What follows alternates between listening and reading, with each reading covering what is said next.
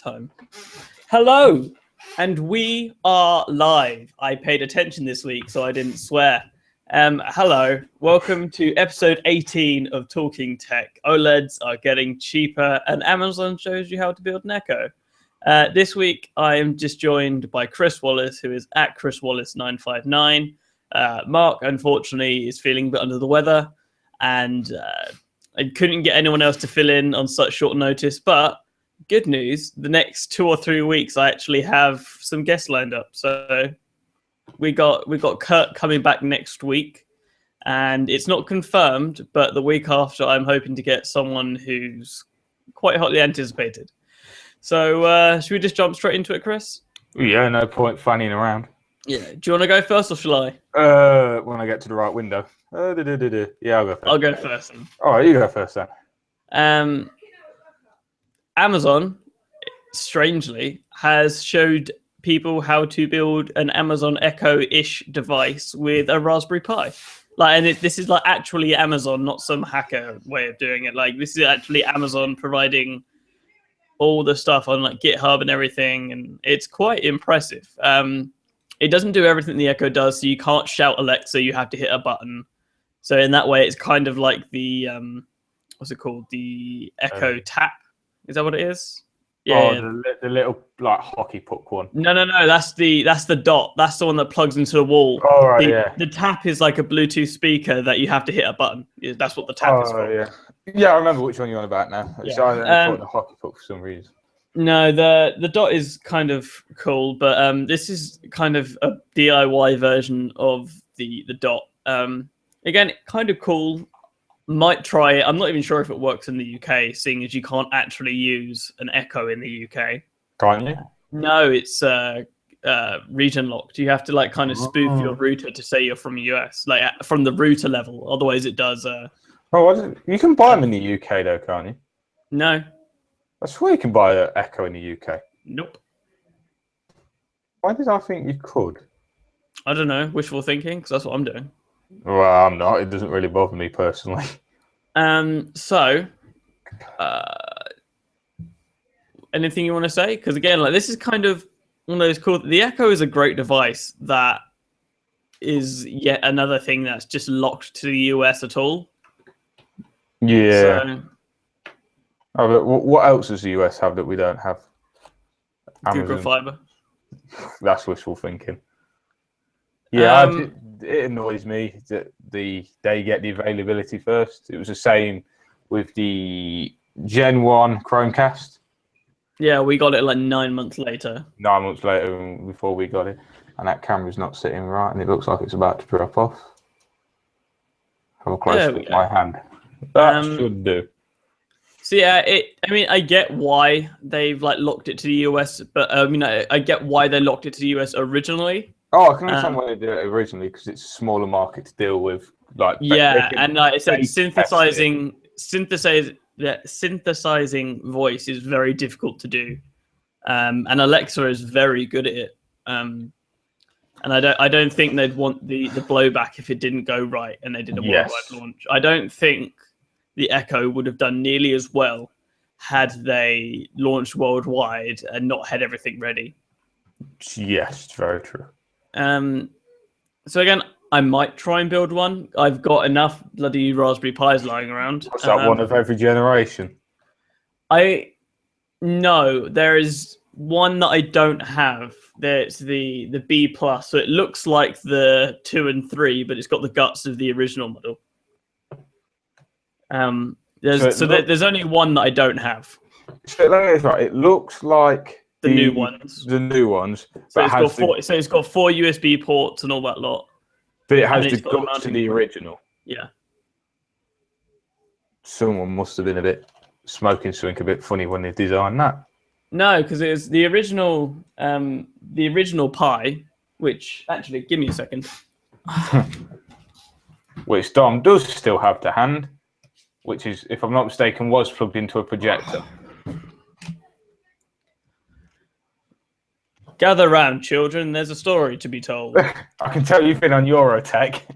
This is the original Raspberry Pi. The original one. I recognise that. Yeah, it's actually got a heatsink on it as well. I just realised.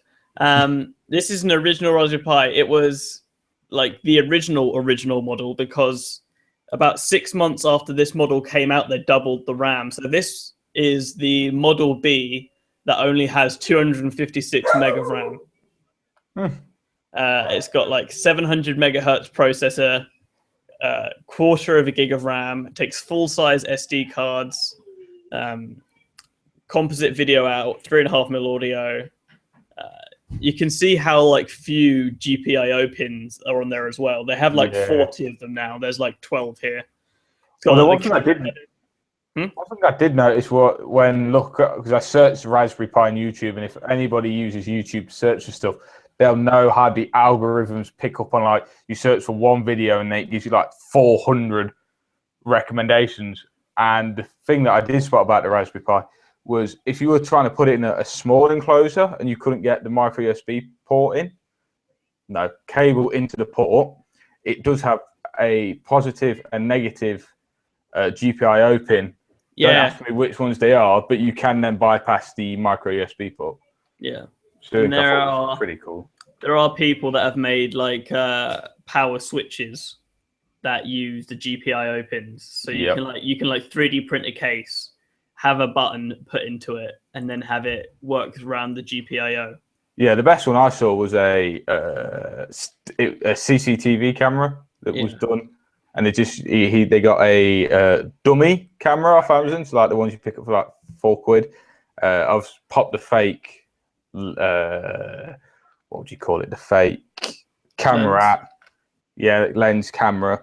Popped it out and then put a new one. Use like the official Raspberry Pi webcam, which I didn't even know was a thing. Yeah, there's all sorts of camera. They also do a kind of IR one called Pi Noir. So much for being English. But no, and I thought that was kind of cool, the fact that it does have it. So if you want to put it in small spaces, you don't have to use micro USB. But having the option of micro USB, so all the noobs can still use micro USB. Yeah, I remember for the longest time wanting to. I mean, this is how long ago. I only had this Raspberry Pi. I didn't have any of the new ones. I was going to 3D print a case for it that was knockoff of the Mac Pro, the cylinder one. But because the thing is so small, it would be like a can of Coke. It'd be like a can of Coke. Yeah. And I never got round to it because that sounds like a cool idea though. Mount it in an old Coke can. Yeah. It's just like trying to route the cables and everything. Just stick a hole in the back. Yeah. Simplicity.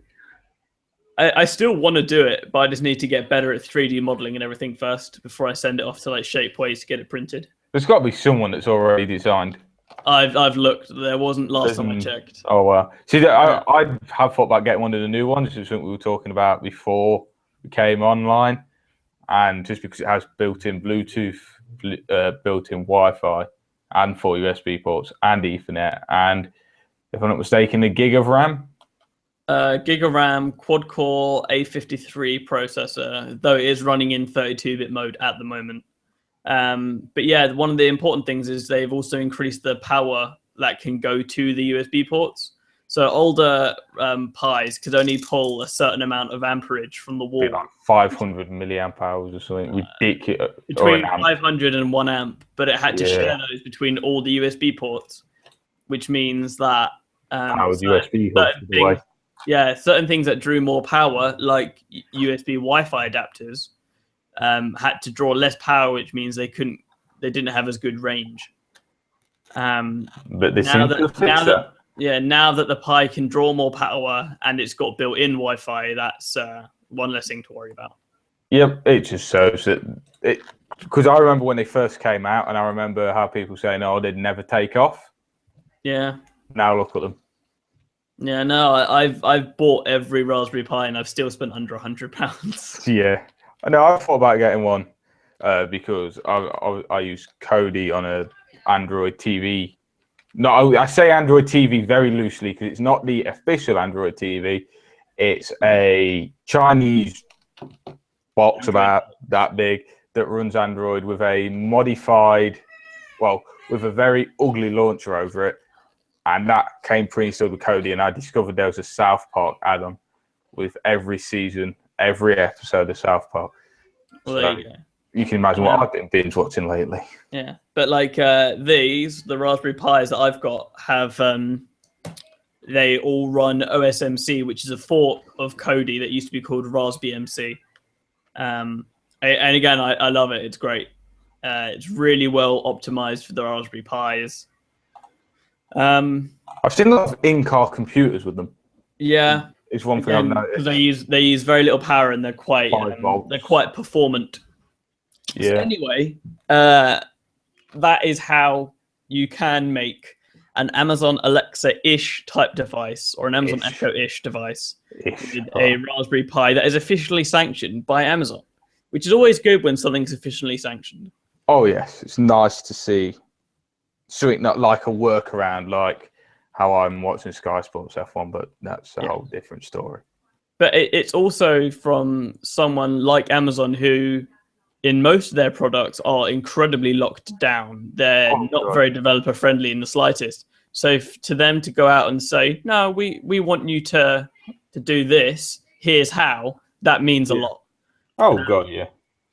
So next thing in the topic list is something that makes me very happy. Something that I've only recently taken out of like my Twitter bio and I think my Instagram. I am what you would call an OLED whore. Like anything that comes with an OLED screen, I am like instantly drawn to it, like a magpie to something shiny. And we've just heard that a 1080p OLED display is currently cheaper to make than a 1080p LCD display.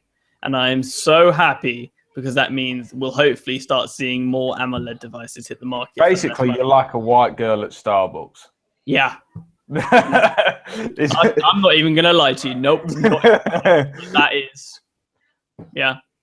So yeah, what they're saying is 5-inch 1080p panels are $14.60 for low temperature polycrystalline silicon or LTPS LCD screens, and it's $14.30 for an active matrix OLED display or an AMOLED display. So it's a 30-cent difference, which in the BOM cost doesn't mean all that much. But when you're creating like hundreds of thousands or like millions of devices, 30 cents per unit adds up. Oh God, yeah. It's the same with anything. So like I said, I am absolutely so damn excited, as well as the fact that for the longest time, the biggest OLED producer in the world is Samsung, and they still are by far and away. LG's OLEDs pale in comparison. The quality levels are at least 2, maybe 3 generations behind Samsung. And when you think that Samsung is improving twice a year, LG is very far behind. Oh, yes. We're also hearing that JDI is ramping up on making their OLEDs. Foxconn has just bought Sharp, so I think they're going to, or they're very close to buying Sharp. So they're going to start OLED production as well. Are they as close as the 3 and 02 deal? Closer, like way closer, like way closer. That's not hard. But yeah, no. The funny thing is just how much it's changed in like a year or so.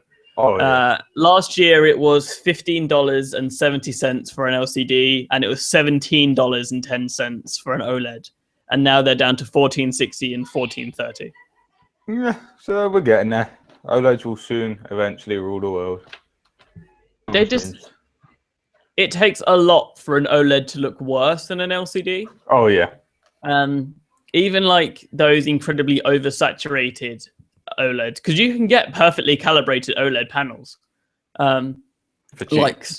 I've seen a couple of cheap ones around, but it's just not as good quality. Yeah.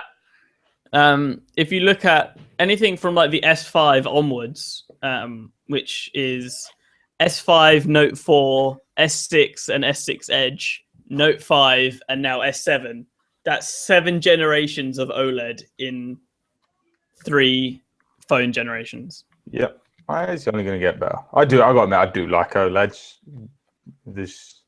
They are nice, and I'm not one of these screen nerds. I am. You're a nerd of everything. Got a point. I'm not a screen nerd. But you just from the naked eye, I can see that OLEDs are better, and I do kind of prefer them. And that is all as well. Speaking of OLEDs, this phone has one. It's without a shadow of a doubt the best OLED. It's the Galaxy S7 and S7 Edge. There has been a slight hardware modification that allows you to essentially turn the micro SD and nano SIM tray into micro SD and dual nano SIM tray. So, Chris, do you wanna tell them how? Yeah. So the concept is pretty simple.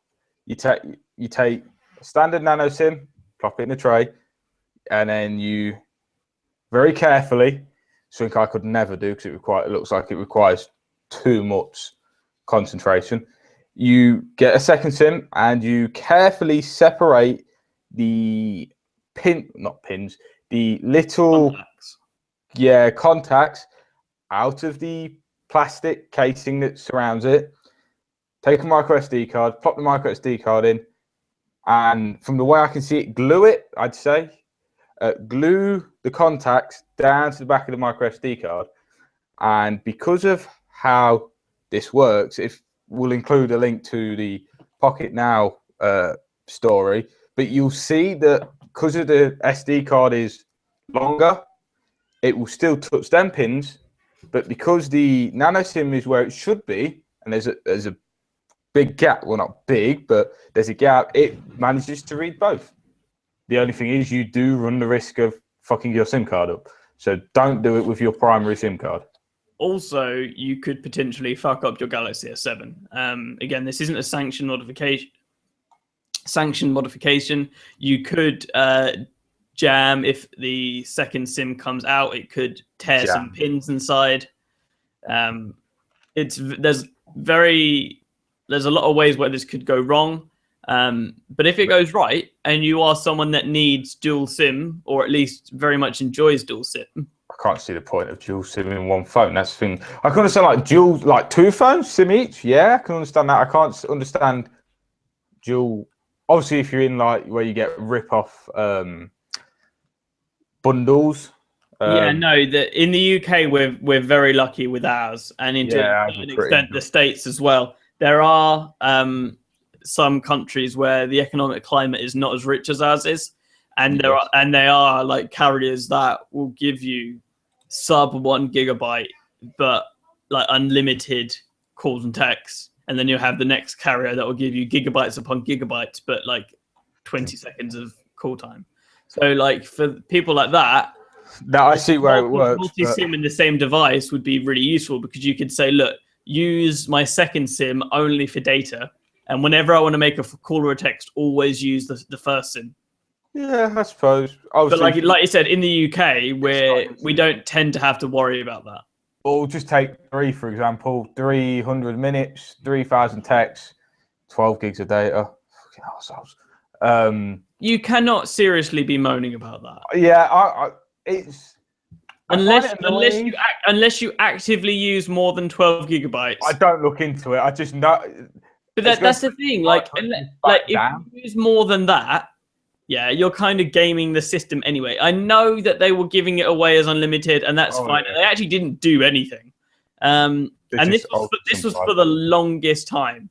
Well, they were originally at 15, and then they upped. I meant they were doing unlimited data for the longest time. Still 25 quid, I will argue, is still a good price to pay. Yeah, and that is unlimited. And that is truly unlimited. The thing that gets me is we've got 20 quid for 300 minutes, 3,000 texts, and 12 gigs. But the next one down is £10 a month, so it's half the price. But you get, I think it's 100 minutes, 1,000 texts, and 1 gig of data. Yeah, that bundle needs to get dropped or replaced. Because I remember when it first went up to 50. because I would use that £10 one if it had 10 like between 5 and 10 gigs of data. Yeah, and the thing is, 3 is still they're still well cheaper than everyone else. Yeah, no one gives you 12 gigs. No one gives you 12 gigs at all. That's the thing. It's not like the closest you get is like 2 from comparable tariffs. Yeah, that's the thing. That's what annoys. The thing is, 3 know that they're that far ahead, that they can do stuff like this, and they know people. Yes, people are going to be pissed that they were on a cracking deal and now they've got to pay extra, but they know they're not going to. It's still a cracking deal. That's the thing. Cracking, and they're not going to leave because they can't get anything similar anywhere else. And the thing to remember is that 3 is still a for-profit company. It is very expensive to give away unlimited data on your network. When they did like the £15 all-in-one, which is what our plan used to be, they got a lot of customers from that. Their network probably strained under the struggle of taking that many new customers on.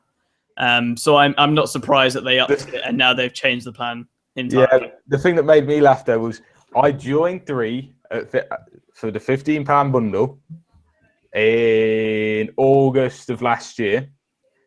I literally topped up, and about 2 days later they went, "Oh yeah, by the way, we're changing the plans." I've been in Hastings for 5 years, so I've been on 3 for 4 years. Yeah. But the thing that they've not updated the website though, which is kind of annoying. I've just gone and checked. But no, the £10 one you're referring to is 100 minutes, 3,000 texts, and 500 mega data. Yeah, that's that data.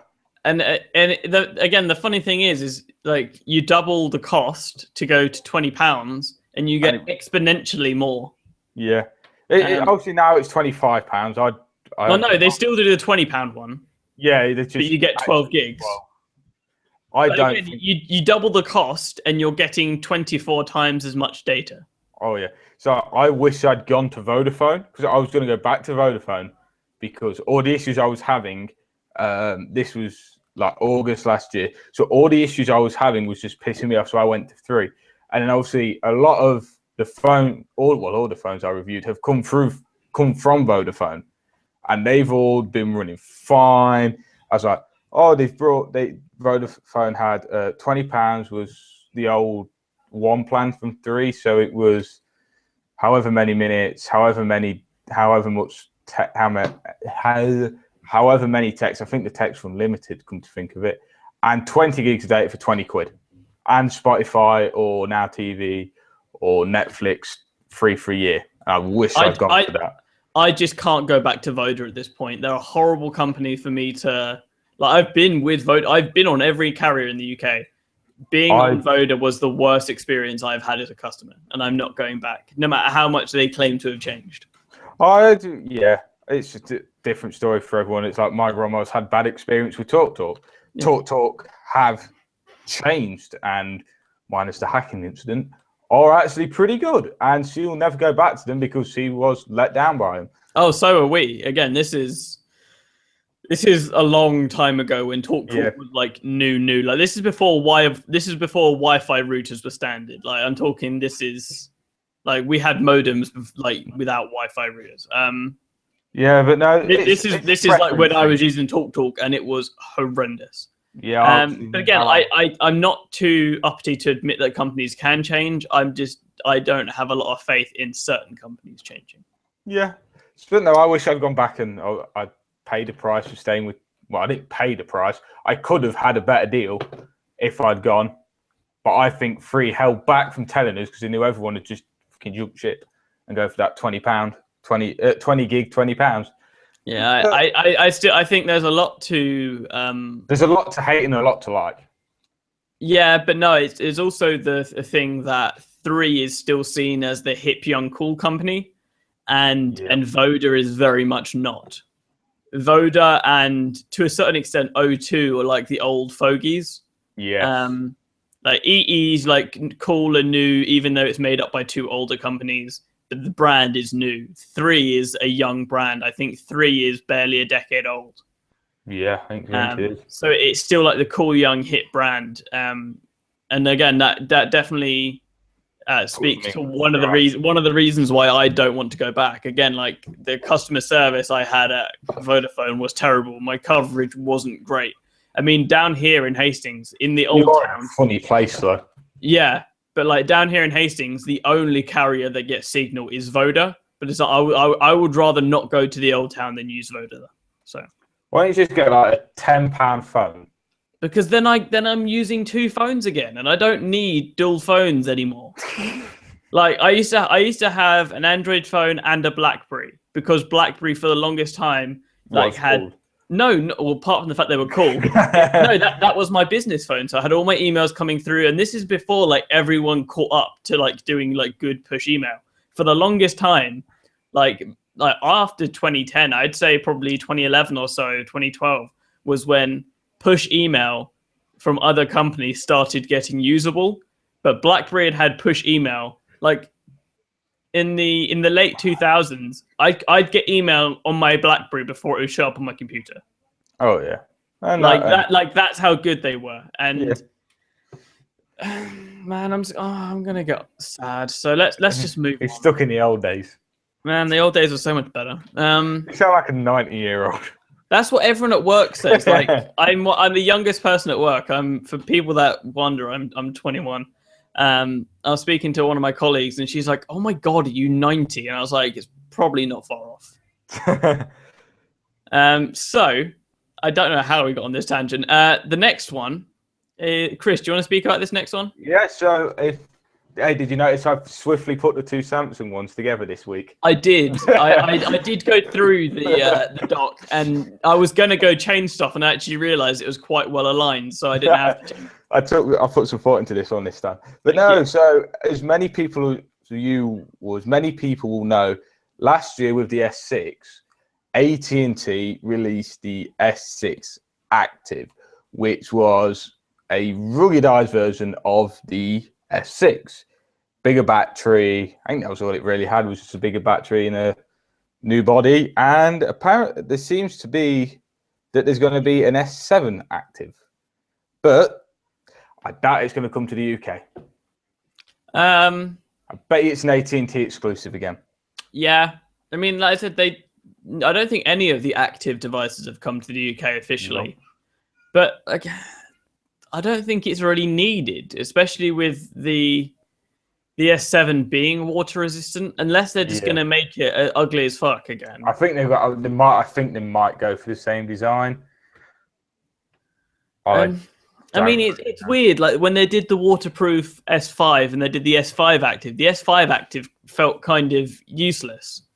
And this is, again, unless they're going to go for like mil-spec stuff, I just don't see the point of an S7 Active. It might just be me, and again, I could just be an old fart, but it could be a more rugged version, I suspect, which is what they did with the S5. Yeah, Active. That's what I'd kind of like to see. Excuse me, but it's not going to hit. I can almost guarantee it's not going to hit the UK market. So it's just like, another device, not on the UK market. Don't care. Wah, wah, wah. So, moving swiftly on, Honor is a company that we're all quite familiar with. We all quite like Honor. And I think late last year, August-y time, actually, now I think about it, August is like middle of last year. Whatever. I have the worst perception of time in the world. Do you want a calendar? I do. It's actually right there, but still, no, time perception is the worst. So last August, Honor announced the Honor 7. A little while after that, they started shipping. And in, I believe, December, they put out a beta of Android Marshmallow. And just this last week, they started pushing out Marshmallow to the Honor 7.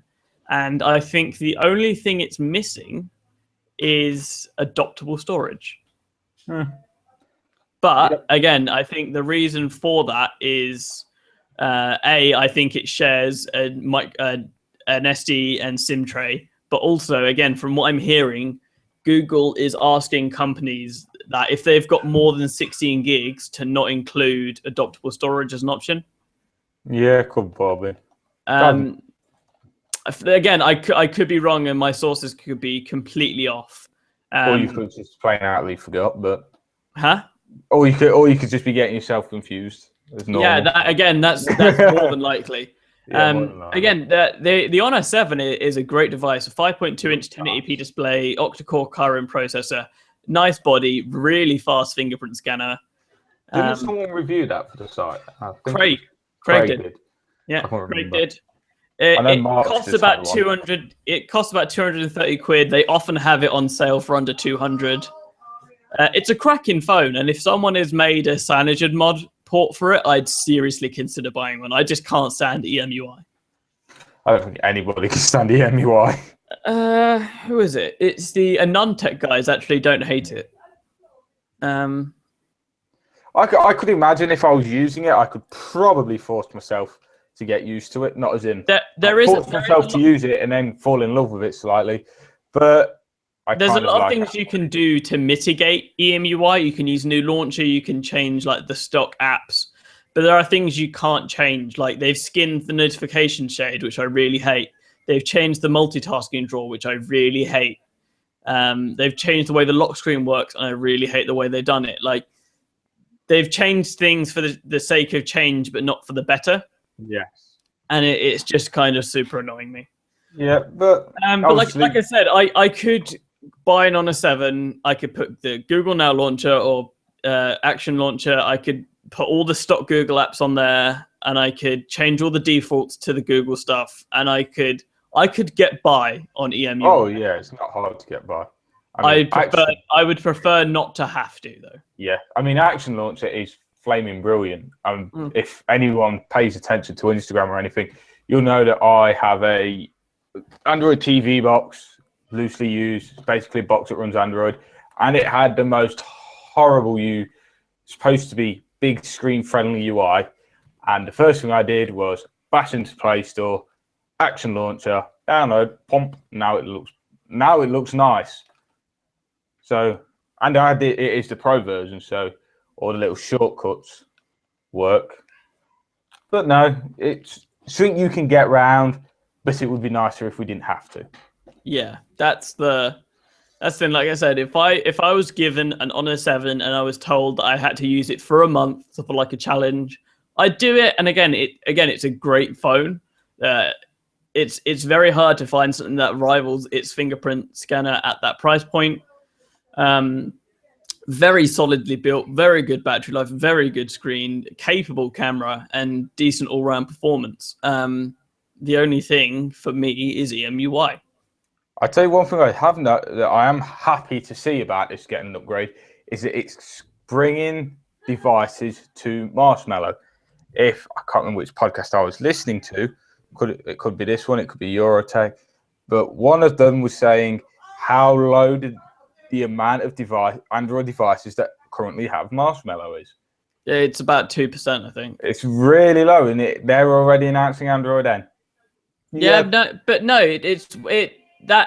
shit like that really pisses me off because it's the way Android updates, especially with how Lollipop was rolled out. Everyone fucking rushed to roll out Lollipop, and all fucked it up. And every single one of them, even Google, they all fucked it up. And then customers and reviewers got pissed. So when everyone was rolling out Marshmallow, they took their time. And they took it longer, and all the Marshmallow upgrades have gone really well. Oh, I mean, it's taken longer on Marshmallow. How old is this? It's got to be coming up to 2 years now. What? The HTC One M8, 2 years, 3 years. Yeah. Runs Marshmallow. The only reason I want to get rid of it, I want something different. And exactly. I want like I said, scanner as well. I'm getting fed up putting a pin in. I have to play with fingerprint scanners. You could do like Bluetooth proximity unlock. Yeah, I do with a watch, but not all the time. I have the watch to hand. Then wear the damn watch, Chris. It's what it's for. Yeah, but would you wear a watch whilst you're cleaning toilets? Yes, I just put it further up my arm.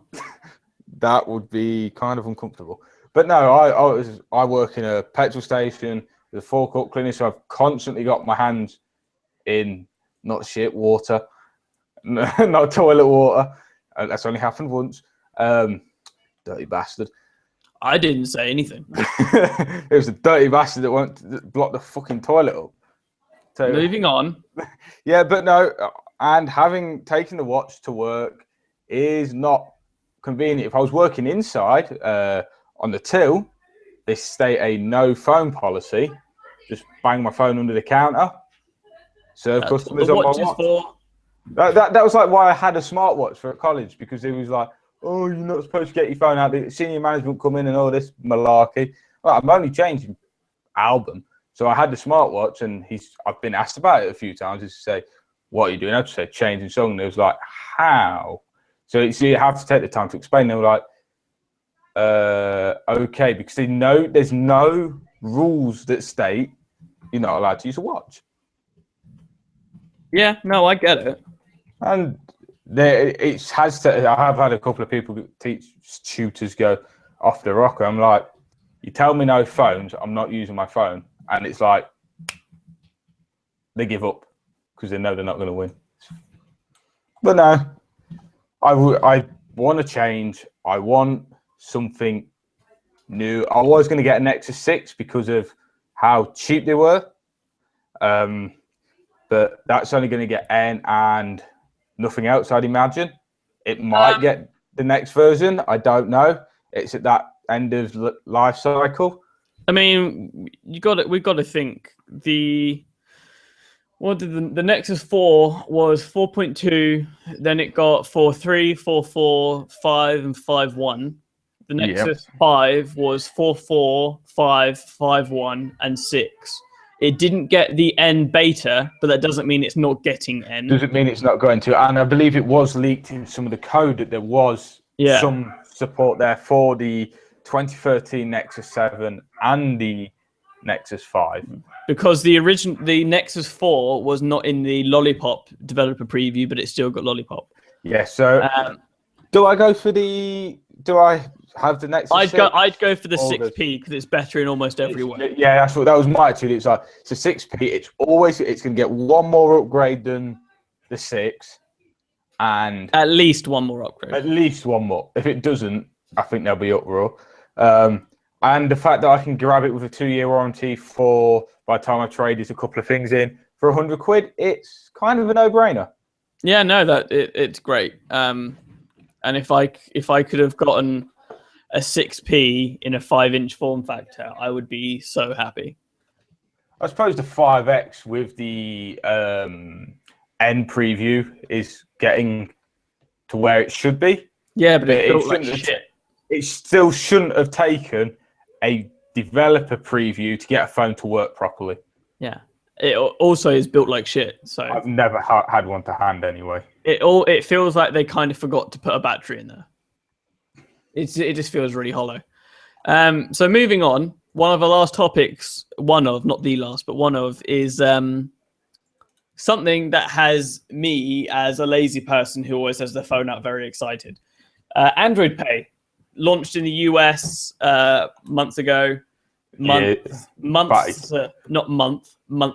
ago. Is coming to the UK in the next few months. They didn't say when specifically, but at least we know it's definitely coming now. I think because before now, they've never actually said it was coming. We all just assumed. They never here and there. Yeah, there was leaks here and there, but Google themselves had never said it's coming to the UK. So we didn't have anything to go by. Now we have an actual confirmation. It's coming in the next few months. The banks that are going to do it are Bank of Scotland, but not Royal Bank of Scotland, First Direct, Halifax, HSBC, M&S Bank, MBNA, Nationwide, and my bank, Lloyds. I am so happy because Lloyds never do anything first, and I'm so damn happy. See, I'm with NatWest, and if anyone uses NatWest and has an Adapt account, I've got to get that changed at some point. It's just finding time. I can't have a contactless card. Yes, because you're underage. Yes, which I didn't think there was an age for contactless, because I know someone who's younger than me. Like my birthday's November, he's August, and he has a contactless card, and he's with, I want to say Nationwide, and he's got it. Don't know how, but obviously I've never used a contactless payment. It's so cool. I've seen it, and it's like, oh, like if anyone rides a bike, a motorbike, a small motorbike, they'll know it takes £7 ish. 5 to 10 quid, depending on what petrol's like where you are. Yeah, and personally, I take £6, 2 weeks. I'd never need to use my PIN again. Oh yeah, no, it's great. And again, as someone like me, when I'm at the queue in the supermarket, I'm usually on my phone anyway, because fuck speaking to people in the queue. I'm on my phone. I'm scrolling through Twitter, scrolling through Instagram, I'm going through Snapchat. I've already got my phone out, and if most of the shit I buy is under 30 quid because I'm quite poor, I can just go and I'm done. I can carry on ignoring the person at the till. So for me, this is great. I mean, there are people that don't, and again, not every shop takes contactless. A lot of them do. They've got a couple here. So Aldi, Boots, BP, which is a petrol station, Costa, which is a coffee shop, Greg's, which is bakery. About to say butchers, bakery, KFC, Starbucks, Superdrug, Waitrose, and TfL. So TfL is Transport for London. It's what our buses, tubes, trains run on. In London only, by the way. Yeah, well, no shit, Transport for London. You never know, there might be some less. What's the word? Transport for London. It's in the damn name. Moving on. So Apple Pay Apple owners have been able to use Apple Pay to like ride the tube, and use like their Apple Watches to like pay for like trips. That's all well and good. Now, once it launches, Android users are going to be able to do it too. You do not need a fingerprint scanner to use Android Pay. It just uses your locks. It just uses your lock screen, doesn't it? I think it requires you to have a different pin to your lock screen, but I thought it was using your lock screen. I think you can have the same pin, but I think it prefers you to have a different pin. Yeah. Just for safety reasons, I guess. Yeah. I can't wait for this to launch. I'll be happy when NatWest gets on there and it launches. Though the one query I do have with NatWest, and I've never asked them, is obviously I'm 18 and I can't have a contactless card. But if I was to use, let's say, Apple Pay, which NatWest have support for, would it allow me to use it? I don't know. That's an idea. So I'm hoping that, yes, that is the case. I could use it. And then they get on board with Android Pay. Then if it does work, I can then use it. The catch is I'd have to use my phone. But fuck, who doesn't have their phone with them now? Exactly. Who doesn't take their phone to the toilet with them? Yeah. The only place I don't take mine is the showers. But my Moto G is waterproof, so I guess I could. I like have it in the bathroom. I have it in like the medicine cupboard because I just shut the doors over. I just get a Bluetooth speaker. It's easier. I do have a Bluetooth speaker, but the range I mean, you can still have it in the bathroom. Just get it as far away from the water source as possible, and then just have the Bluetooth speaker close to you. Because I'd rather get my Bluetooth speaker wet than my phone. So like I was saying, I can't wait for this to launch. I will happily test it and do a piece for the site about it. Yeah. I just can't wait. I've actually had the app on my phone for the last 2-3 months. I sideloaded the APK. Don went northern then. Yeah, and so because of that, it now shows up in my Google Play, so I can download it on all my devices, and it lets me get all the way through the setup. And just as it goes to verify with my bank, it says "nice try," but it's not live yet. Yeah. Whereas before, I couldn't even sign in. I couldn't get anywhere near as far. Yeah, so it is coming. If I just turn the brightness down on my phone, it just says, "No, your bank doesn't support Android Pay yet." Yeah. So I have thought about getting an iPhone to try it, but then again, who wants an iPhone? Not me personally. Not me. So, Chris, do you want to speak about this last one or not? No, this last one, the page. I'll give a quick rundown on it, but I had a page. I still can't open this page. Yeah, it's just gone down on me. So if there's a service, it's not a Netflix service. So there's one thing I will say, and it was called Netflix party. And you may be going, what the fuck does this mean? Simple. It's a Netflix party. You invite hundreds of people over to your house and you'll watch Netflix. Well, is that what it is? Kind of. Oh, what a guess. No, it is I believe it was a Chrome extension, and you would, multiple people, multiple locations would, I don't know how it works, I didn't get a chance to read into it. In a nutshell, you'd all use it, and then it would sync the playback with the other people. So, example, I could watch something, Dom could come in, Craig could come in from wherever he is in the UK, Mark could come in from Edinburgh, and you could all, in theory, watch the same thing and be at the same point, give or take a second delay, I'd reckon.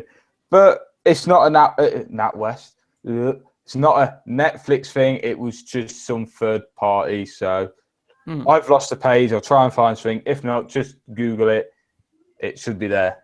It was on TechCrunch. I know that. It was, yes, it was on TechCrunch, but I can't. It seems to have gone down. Let's just search Netflix party, see what comes up. So that is our news. That is the news done for the week. That is the news. So the only thing really left to say, Christopher, Android Pay. When it eventually gets here, will you use it, or will you try and use it? If my bank supports it.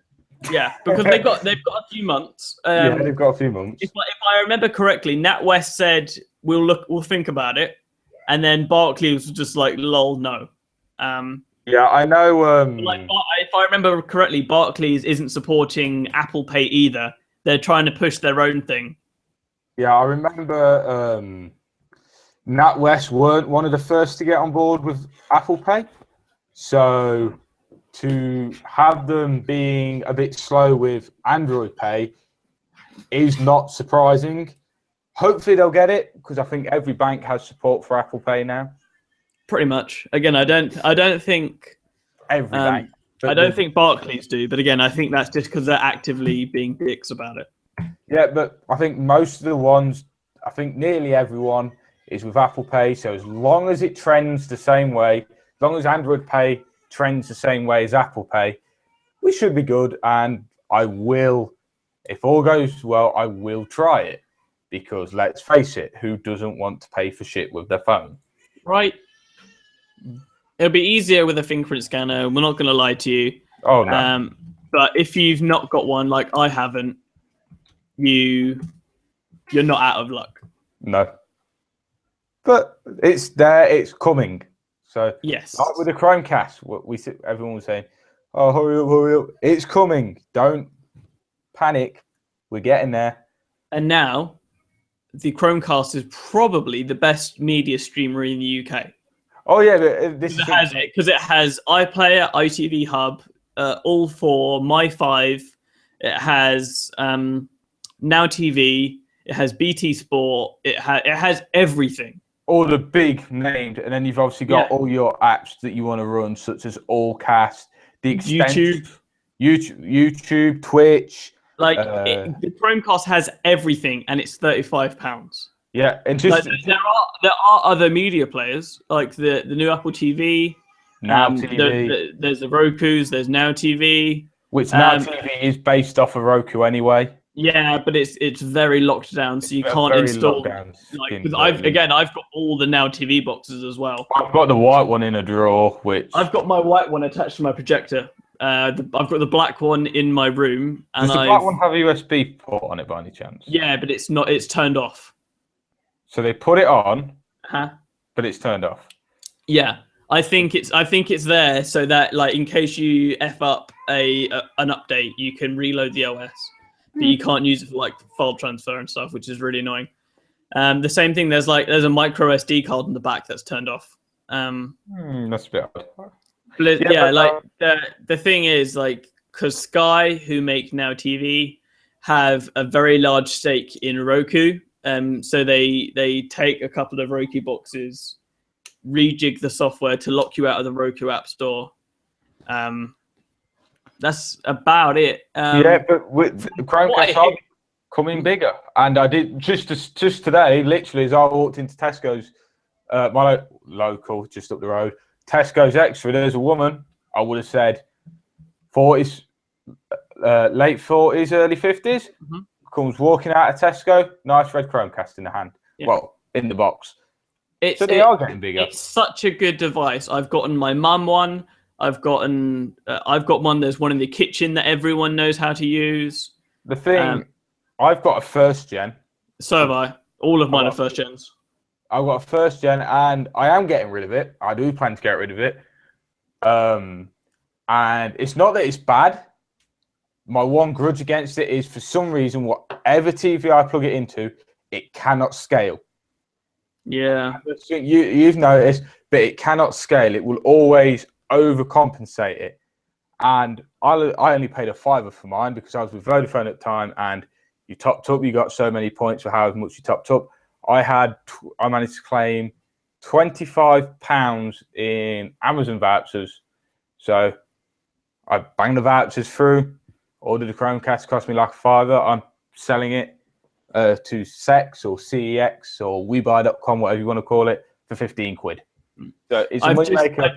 Sorry, Chris. I've just gone onto Apple and I found the Apple Pay.